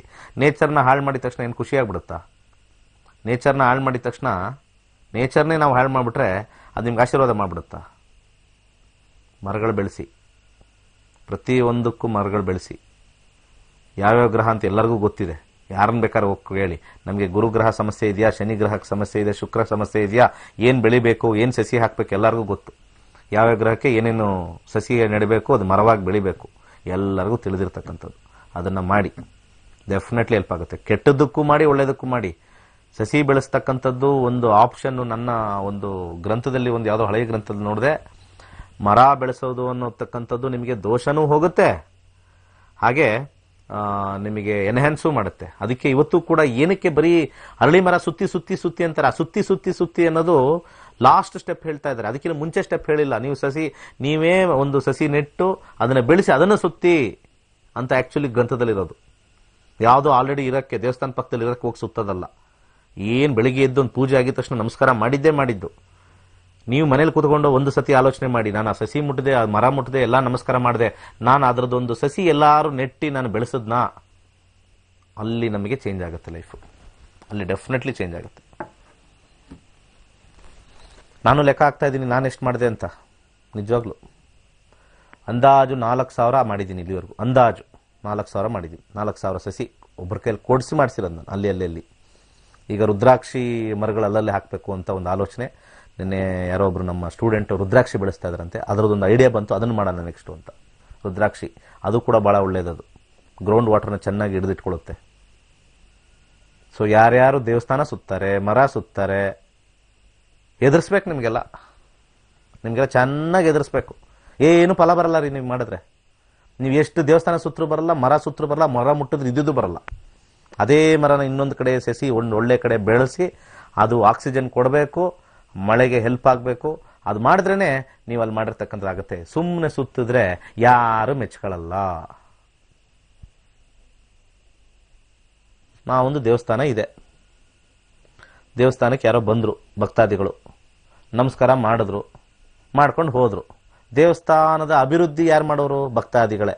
ಹಾಗೆ ನಮ್ಮ ಪ್ರಪಂಚದ ಅಭಿವೃದ್ಧಿ ಮಾಡಬೇಕಾಗಿರೋದೇ ಭಕ್ತಾದಿಗಳು. ಸೊ ಯಾರ್ಯಾರು ಬೆಳಿಗ್ಗೆ ಎದ್ದು ಓಡೋಗ್ತಾರೋ ಸಸಿ ನಡಿ. ಅಲ್ಲಿ ಭಯ ಸ್ಟಾರ್ಟ್ ಆಗಬೇಕು. ಯಾರೋ ಒಬ್ಬರು ಸಾಲದ ಮರದ ತಿಮ್ಮಕ್ಕ ಅಂತ ಎಲ್ಲ ಪ್ರಶಸ್ತಿ ತಗೊಳ್ತಾರೆ. ಭಗವಂತ ನಿಮಗೆ ಪ್ರಶಸ್ತಿ ಕೊಡಬೇಕಾ? ದಯವಿಟ್ಟು ಸ್ಟಾರ್ಟ್ ಮಾಡಿ. ನಮ್ಮ ನಕ್ಷತ್ರನಾಡಿ ಸ್ಟೂಡೆಂಟ್ಸ್ ಎಲ್ಲೂ ಕೇಳ್ಕೊಳ್ತಾ ಇದ್ದೀನಿ, ನೀವುಗಳು ಏನು ಮಾಡ್ತೀರಿ ನನಗೆ ಇಲ್ಲಿ ಕಳಿಸಿ. ಯಾಕಂದ್ರೆ ಎಲ್ಲ ಗ್ರೂಪಲ್ಲೂ ಇದ್ದಾರೆ, ಎಲ್ಲ ಬರೀ ಡಿಸ್ಕಷನ್ ಆಗೋಯ್ತು. ಆ ದೋಷ ಇವ್ರಿಗೆ, ಈ ದೋಷ ಅವ್ರಿಗೆ ಅಂತ. ಸಸಿ ನೆಡೋ ಅಂತ ಯಾವುದು ಎಲ್ಲೂ ಹೇಳ್ತಾ ಇಲ್ಲ. ನಾನೇ ಅಲ್ಲಿ ಕ್ಲಾಸ್ ತಗೋಬೇಕು. ಕ್ಲಾಸ್ ತಗೊಂಡ್ರೆ 12,000 ಜನ ಸರ್ ಹೋಗ್ತಾರೆ. ಖಂಡಿತ ಕ್ಲಾಸ್ ತಗೊಳ್ತೀನಿ. ಅದಕ್ಕೆ ಏನೇನು ಬೆನಿಫಿಟ್ಸ್ ಅಂತ ವರ್ಕ್ ಮಾಡ್ತಾ ಇದ್ದೀನಿ. ಸಸಿ ನೆಡೋದ್ರಿಂದ ಏನೇನು ಬೆನಿಫಿಟ್ಸು, ಎಲ್ಲರಿಗೂ ಒಂದೊಂದು ಬೆನಿಫಿಟ್ ಇದ್ದೇ ಇರುತ್ತೆ. ಆರೋಗ್ಯದಲ್ಲಿರ್ಬೋದು, ಹಣಕಾಸಿನಲ್ಲಿರ್ಬೋದು, ಮಾನಸಿಕವಾಗಿರ್ಬೋದು. ಒಂದೊಂದು ಗ್ರಹಕ್ಕೂ ಒಂದೊಂದು ಏನೇನು ಇಂಟರ್ನಲ್ ಇದೆ ಅದನ್ನು ಮಾಡಿಕೊಡ್ತೀನಿ. ಅವಾಗ್ಲಾರು ಎದೊಳ್ತಾರೆ. ಯಾಕಂದರೆ ನನಗೇನು ಬೆನಿಫಿಟ್ಟು ಅನ್ನೋದೇ ಮನುಷ್ಯ ಮಾಡ್ಕೊಂಡು ಹೋಗ್ತಕ್ಕಂಥ. ನನಗೇನು ಬೆನಿಫಿಟ್ಟು, ಮನುಷ್ಯನ ಒಂದು ಇದು ಚೆನ್ನಾಗಿ ಅರ್ಥ ಮಾಡ್ಕೋಬೇಕು ನಾವೆಲ್ಲ. ಏನು ಬೆನಿಫಿಟ್ ಇದ್ರೆ ಮಾಡ್ತಾರೆ. ಮಾಡೋಣ, ಅದಕ್ಕೂ ಮಾಡೋಣ, ಏನು ತೊಂದರೆ. ಬೆನಿಫಿಟ್ ಆಗೇ ಆಗುತ್ತೆ, ಅದೇನೇನು ಸುಳ್ಳೇನಲ್ಲ. ಸೊ ನಮ್ಮ ತರಗತಿಗಳು ಸೇರ್ಕೊಳ್ಳಿ, ಸಸಿ ನೆಡಿ, ದೇವಸ್ಥಾನ ಅದು ಇದು ಸುತ್ತೋದೆಲ್ಲ ಮಾಡ್ಕೊಳ್ಳಿ ನಿಮ್ಮ ಮನಸ್ಥಿತಿಗೆ ಮತ್ತು ನಿಮ್ಮ ಪರಿಸ್ಥಿತಿಗೆ. ಬಟ್ ಪರಿಸರ ಉಳಿಸ್ತಕ್ಕಂಥ ಹೆಣ್ಮಕ್ಳು ಮತ್ತು ಹೆಂಗಸ್ರು ಯಾರು ದೇವಸ್ಥಾನಕ್ಕೆ ಜಾಸ್ತಿ ಹೋಗ್ತಾರೋ ಒಂದು ಆಲೋಚನೆ ಮಾಡಬೇಕು. ಮನೇಲಿ ಕೂತ್ಕೊಂಡು ಸಸಿ ಏನಾರು ಬೆಳಿಬೇಕು. ಇಲ್ಲಿ ಈ ಥರ ಇದೆ. ಸಿಟಿಲಿರೋರು ಗೊತ್ತು, ಎಲ್ಲ ಕಡೆ ಮರ ಕಡ್ದಿರ್ತದೆ. ನಾವೇನು ಮಾಡ್ತೀವಿ? ಅಯ್ಯೋ ಕಡ್ಕೊಳ್ಳಿ, ನಾನು ದೇವಸ್ಥಾನಕ್ಕೆ ಹೋಗಿ ನಮಸ್ಕಾರ ಮಾಡ್ಬಿಡ್ತೀವಿ. ನಡೆಯಲ್ಲ. ಒಳ್ಳೇದಾಗಲಿ. ಸರ್ವೇ ಜನ ಸುಖಿನೋ ಭವಂತು.